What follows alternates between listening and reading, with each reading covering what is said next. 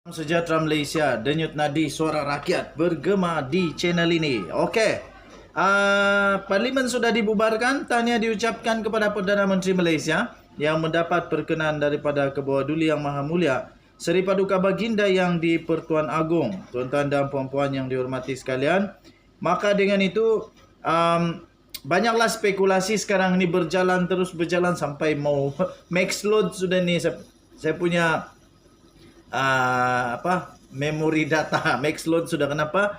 Sudah mulai masuk ramailah orang hantar inilah, hantar itulah. Siapa dapat watika pelantikan untuk wakil lah, macam-macam lagi lah. Si Anu dapat wakil lah, si Anu dapat wakil lah. Dan belum lagi persoalan yang paling kita masih lagi persoalkan ialah adakah semua negeri DUN akan bubar ikut parlimen ataupun tidak. Okey, itu pun banyak persoalan jugalah. Baik, jadi persoalan yang seterusnya ialah di manakah calon-calon heavyweight, di manakah calon-calon mereka yang besar ni untuk bertanding. Terutamanya yang ramai masih mempersoalkan ialah di mana Khairy Jamaluddin akan bertanding. Kerana kita tahu Khairy Jamaluddin dengan Zahid Hamidi tak berapa ngam.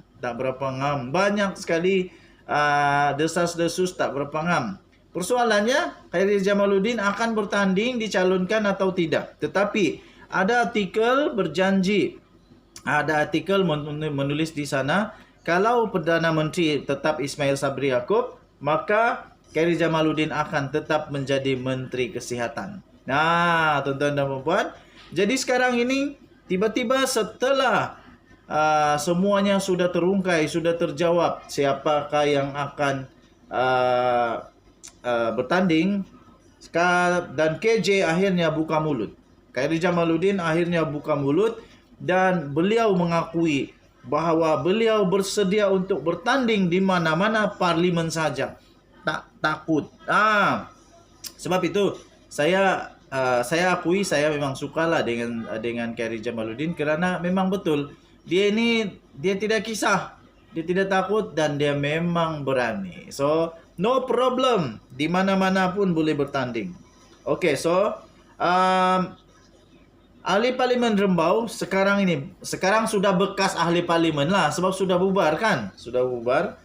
Jadi ahli parlimen Rembau Khairy Jamaluddin Abu Bakar berkata beliau bersedia untuk bertanding di mana-mana kerusi parlimen pada pilihan raya umum PR15 akan datang nanti. Beliau menyerahkan sepenuhnya kepada pucuk pimpinan parti untuk menentukan kerusi yang akan ditandinginya. Katanya sebagai ahli parti, jika diminta untuk pergi ke mana-mana, kita akan pergi katanya. Katanya semasa satu sidang akhbar pada Majlis Penyerahan Projek Tebatan Banjir Hospital Raja Perempuan Zainab II HRPZ2 di sini pada Isnin.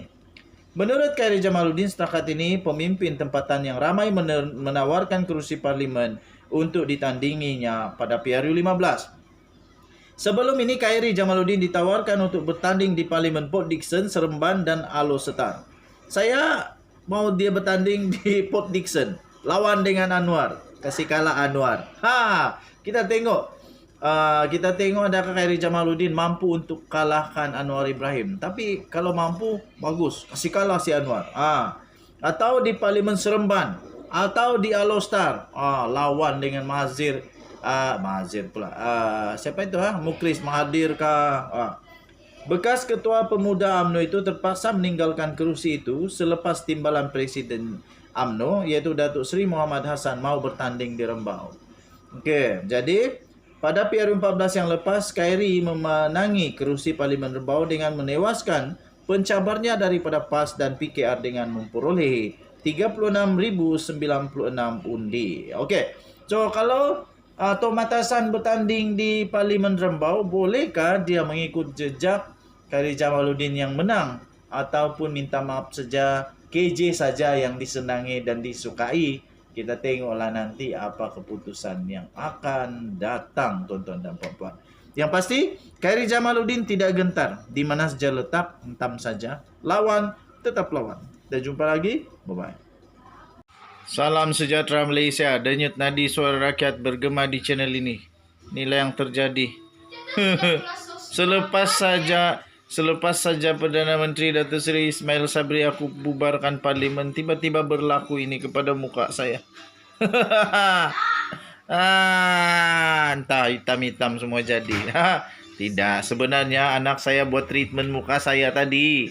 Tak ada kena mengena dengan PRU ke apakah. Tapi inilah, belum pun PRU punya tarikh diumumkan, bila penamaan calon apa semua belum diumumkan pun sudah ada berita menggembirakan untuk UMNO BN. Belum pun apa-apa diumumkan sudah menangkah. Tahniahlah. Tahniah kepada UMNO lah.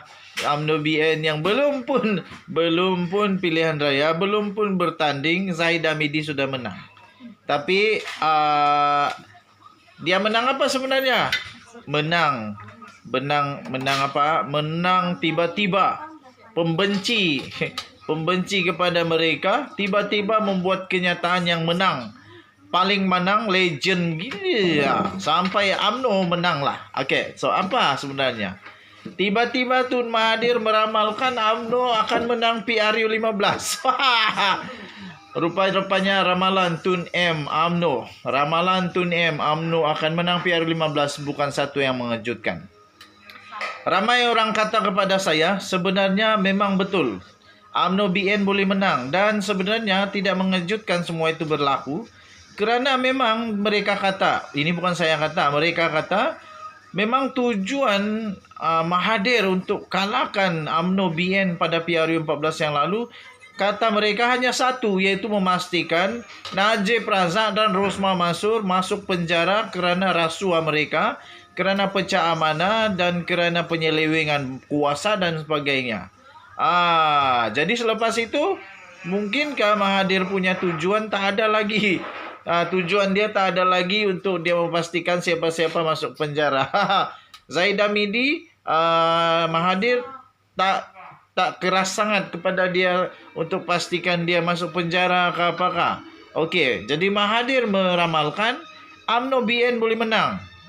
Tapi harus diingat bahawa pengerusi GTA itu dan juga pengerusi untuk Parti Pejuang Tanah Air Tun Dr. Mahathir Mohamad itu harus ingat bahawa dia juga sebenarnya adalah musuh bagi pilihan raya yang akan datang untuk Parti UMNO ini. Ramalan pengerusi Parti Pejuang Tanah Air Pejuang Tun Dr. Mahathir Mohamad bahawa UMNO akan menang dalam pilihan raya umum ke-15 PRU 15 bukanlah satu yang mengejutkan kerana semua pihak kawan maupun lawan sememangnya boleh menjangkakan sedemikian. Itulah saya kata, belum pun bertanding sudah menang Zahid Hamidi. Apa tidaknya bukan senang untuk Mahathir mengaku perkara-perkara pelik macam ni. Presiden UMNO Datuk Seri Ahmad Zahid Hamidi berkata disebabkan itu bukan perkara baru lawan UMNO membantah keras PRU diadakan. Malah sejak parti itu meminta ia diadakan selepas proklamasi darurat tahun lalu. Dr. Mahathir perlu tahu majoriti orang Melayu kembali kepada UMNO kerana telah sedar atas kesilapan yang sebahagian mereka lakukan pada PRU 14 yang lalu. Katanya, mereka tidak mahu kesilapan lalu berulang gara-gara terpedaya dengan pembohongan, hasutan, fitnah dan janji-janji manis manifesto bukan kitab suci, katanya. Mereka telah menyaksikan kerosakan bukan saja ekonomi, malah kehormatan hidup masyarakat berbilang bangsa di Malaysia akibat kesilapan itu, katanya menerusi hantaran di Facebook pada Ahad. Beliau berkata demikian mengulas laporan bahawa Dr. Mahathir yakin UMNO akan menang pada PRU 15 walaupun parti itu akan berdepan dengan krisis dalaman. So, itulah. Saya pun rasa UMNO ada peluang untuk menang. Begitu juga dengan kawan-kawan yang lain. Mereka pun merasa UMNO akan menang. Tetapi kami semua berkata mereka bukan boleh menang dengan majoriti 2/3 lah. Dan mungkin juga mereka terpaksa pula untuk bergabung dengan parti lain supaya dapat mencapai sekurang-kurangnya majoriti mudah. Jadi apa pendapat kamu, adakah UMNO boleh menang? Jadi kalau kamu tanya saya sokong parti mana? Ramai orang tanya saya, kau sokong parti mana? Sekali lagi saya sokong parti isteri. parti cap istri. Sebab kenapa? Kami sama-sama. Dia sokong parti cap laki, saya sokong parti cap istri. Jadi kami sama-sama lah.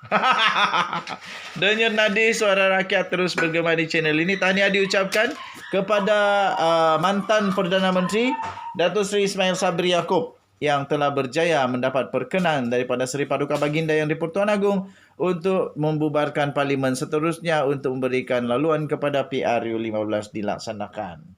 Kita jumpa lagi. Bye-bye.